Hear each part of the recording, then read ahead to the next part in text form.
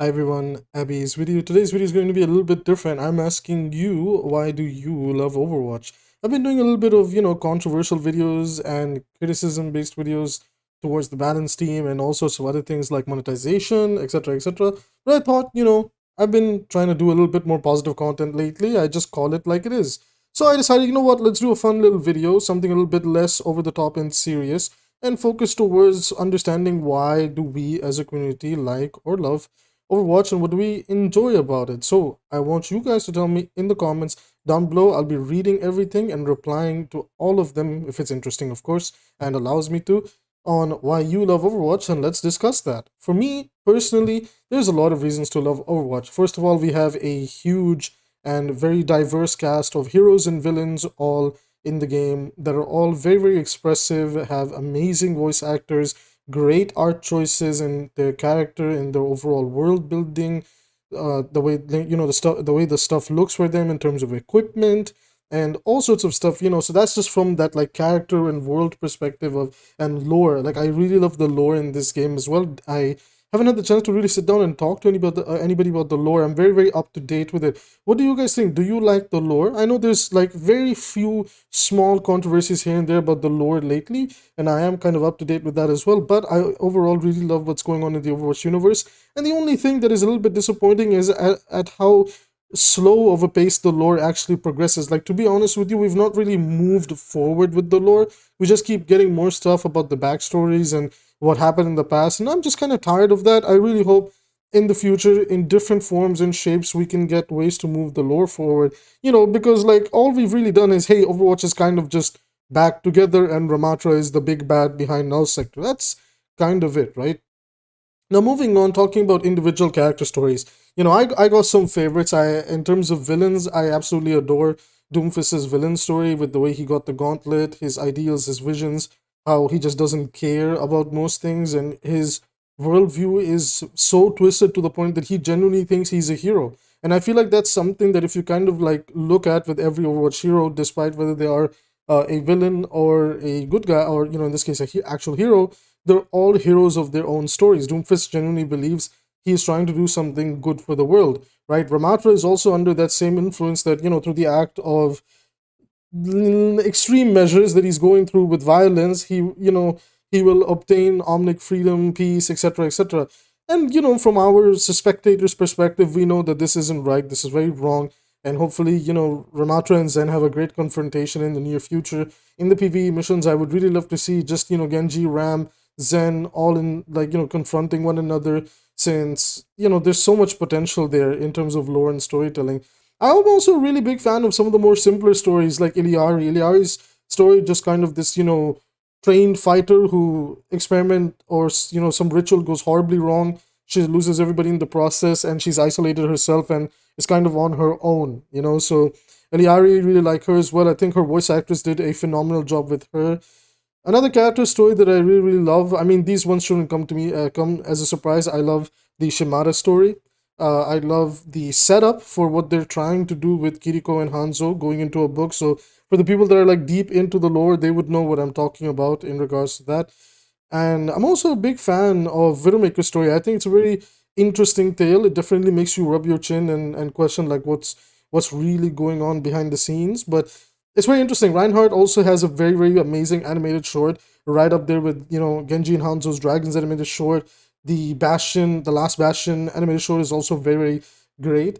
And that brings us to the animated short point. The animated shorts are absolutely top tier. They maintain the quality even till now. They have great music. I feel like we don't appreciate some of these aspects of the game enough, like the music that gets used, the custom map musics and themes. They're all so fun and so expressive in terms of the map personality. Busan's got like this hype, upbeat, like, little music going on once you load into it, and it does a good job of just reflecting the state of Busan currently. I know it's not being attacked by Omnics and things like that, as well as, the people that inhabit it. Then you kind of move over to places like Hanamura, right? So with the Hanamura music, is like a lot more slower, a little bit more, like serious feeling in it. And, you get that because, hey, this place is run by like this, like budget Yakuza stuff going on in here with the Hashimoto clan.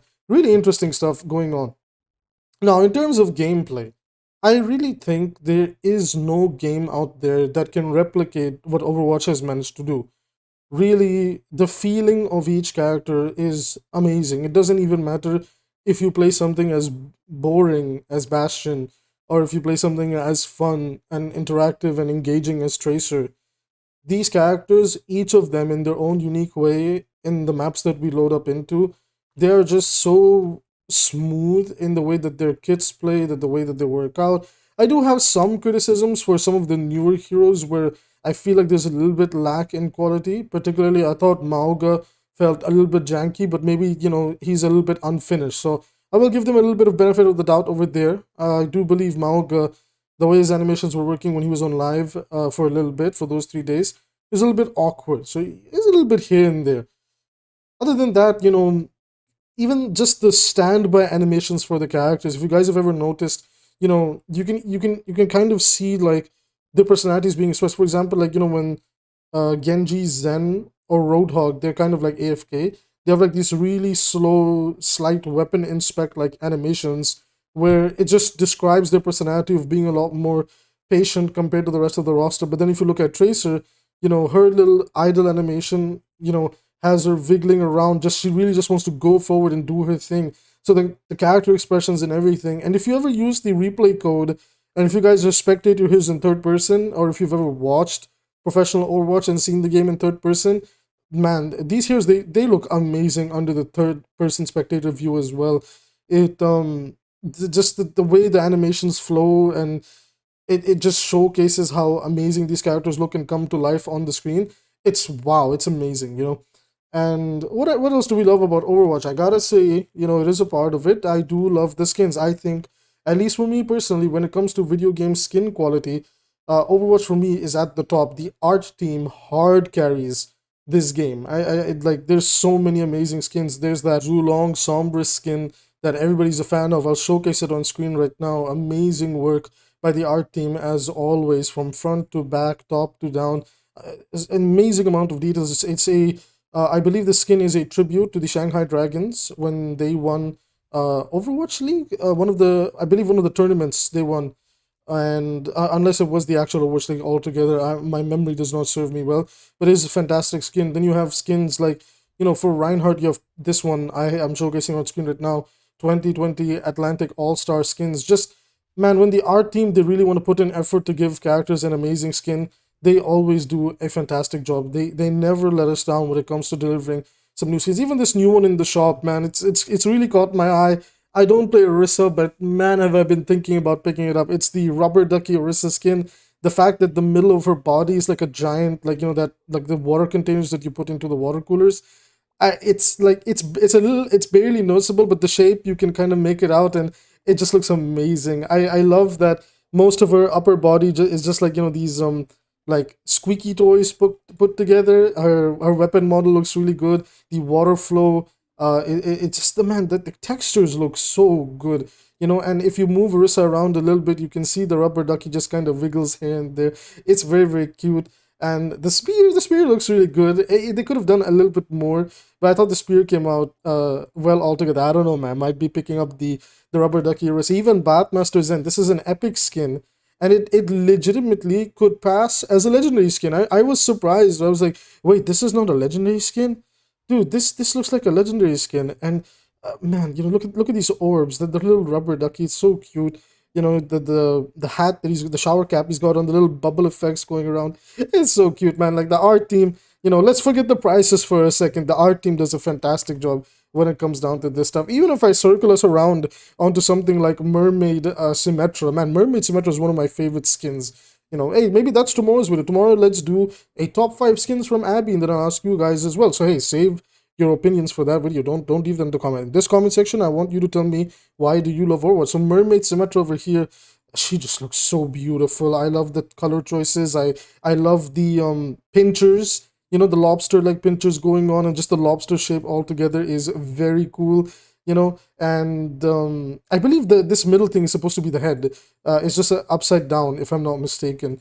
And her teleporter, man. One of my favorite parts of Symmetra is when she gets a new skin. If her teleporter gets texture swaps, like look, she's got octopus tentacles sticking out, or starfish. I think it's octopus, like tentacles, right? If I'm not mistaken. And there's the starfish and some cores. Like, man, that stuff is so good. Like I said, whenever the art team they want to go in and make some phenomenal skins, they do a great job. Let me showcase one more new skin. From my main personally for Genji. I feel like people sleep on this skin a lot, and personally for me, it is just the where is it? Is the Bushi Genji skin? This like samurai warlord like feeling is just amazing. I wish the sash in the middle was a little bit thinner. This orange thing, I know everybody likes to call it the Cheetos, but come on now, it's a little bit silly to call it that. Overall armor plating, just the way it all looks, the Shimada logo, the ninja logo from the Shimada clan, the dragons, and just overall the way that the shurikens look, a bit of an old school but more up to date feel to it. Then you got the sword with the dragon on it, and then the Shimada dragon logo as the I always forget what this part is called, this connecting point. I can't remember. It's just so cool, man. Like, there's so much to love about this game, and whenever these heroes they work and you pop off on them, whether you're denying an ultimate on a character like Brigitte, whether you're utilizing Zenyatta's transcendence to stop a aggressive play with Graviton Surge, or if you're using Winston's Primal, or Genji's Dragon Blade, Life Eater's Tree, each of them you can feel like, yeah, you know what, I can see the hero doing that in the lore. I can see the hero doing that elsewhere. So that's kind of what I really love about the game. Overall gameplay feel is amazing, unmatched, skins are unmatched. Lore is pretty interesting, but it definitely needs to move forward. And I love the music, I love the voice acting. I love a lot of the voice actors. I think they're so good at their jobs, and I hope they're getting paid well for it as well. Ramatra and Moira for me are amazing standouts, and even Junkrat's very very funny character. They're really really good in the voice lines department, and some of the sass with Mercy, as well as we also have like sass from Diva. They can be very fun to listen to, and just the chill vibes from Genji and Zen.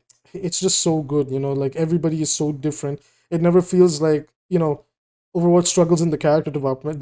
They like, there's so many unique and interesting characters. Yeah, they might share a few similarities here and there, but there's enough in between them to give them their own personality.